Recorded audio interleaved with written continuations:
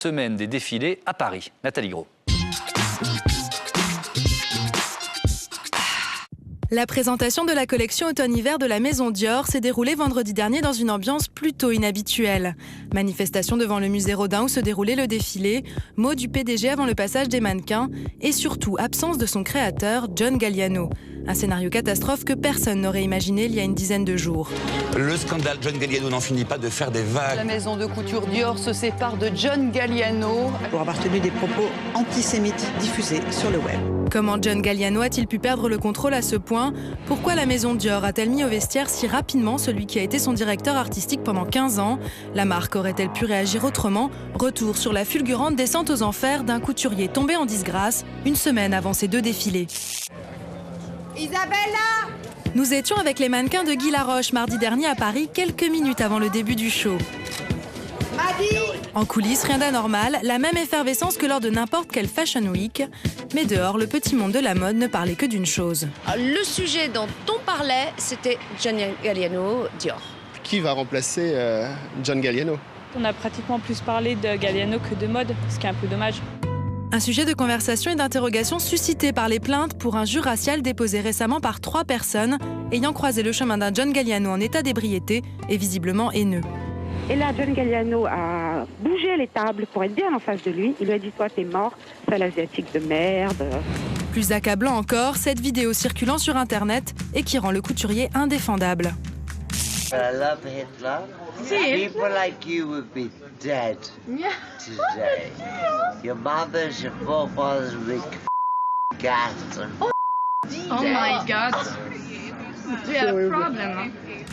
With you, yeah, On y découvre un créateur pathétique, antisémite et raciste, et l'on imagine le choc chez Dior, qui réalise plus de la moitié de son chiffre d'affaires à l'étranger et dont la croissance se joue en grande partie sur les marchés asiatiques.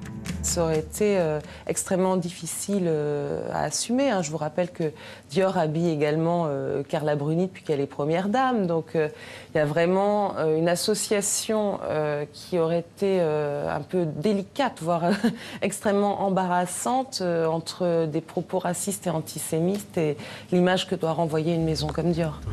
L'affaire est d'autant plus épineuse pour le groupe LVMH, propriétaire de Dior, que c'est la deuxième fois que son nom est associé à des déclarations racistes en moins de 5 mois. Octobre 2010, Jean-Paul Guerlain est l'invité du Trésor d'Élise Lucet. Pour une fois, je me suis mis à travailler comme un nègre.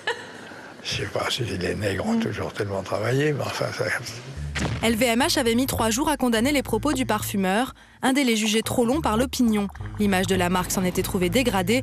Pas question de réitérer l'erreur cette fois-ci. Dior a réagi immédiatement, suspendant le couturier avant même le début d'une enquête de police, et 4 jours après, elle le licenciait.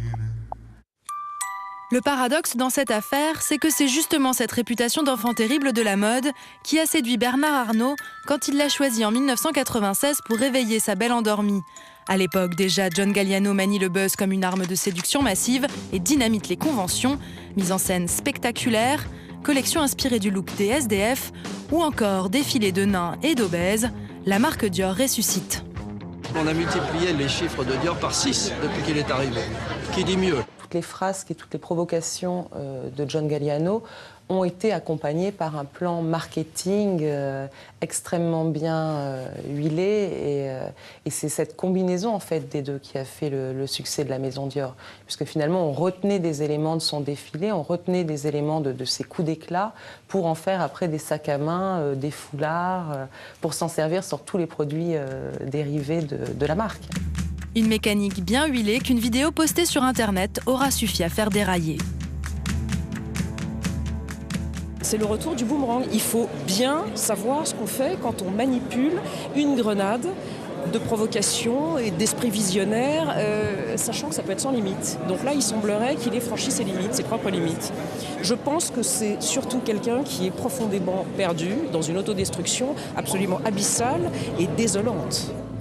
Le contrat qui liait John Galliano à la maison Dior devait expirer à la fin de cette année. Mais depuis quelques mois, l'on chuchotait déjà dans le milieu de la mode que la marque souhaitait se séparer du créateur.